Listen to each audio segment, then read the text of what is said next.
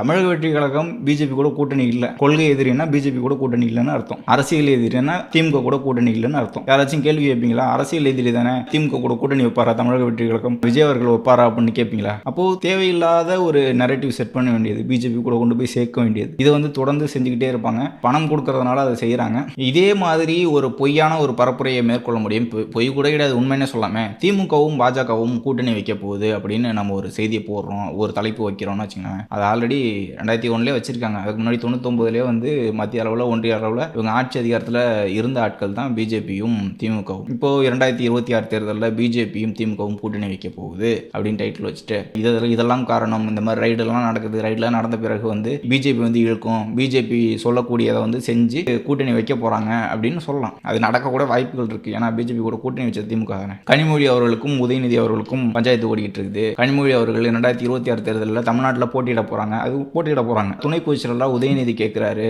முதலமைச்சரா துணை முதலமைச்சரா ஆகணும்னு எதிர்பார்க்கறாங்க கனிமொழி. அதை நோக்கி பயணிச்சுட்டு இருக்காங்க. அப்படிதான் தமிழ்நாட்டில் இருக்கக்கூடிய அரசியல் சூழல 2026 தேர்தலுக்கான எல்லா பணிகளுமே மேற்கொண்டு 2026 கட்சியை இரண்டா உடைக்க போறாங்க அப்படிலாம் சொல்லலாம். அது போய் உண்மையாக கூட மாறலாம்.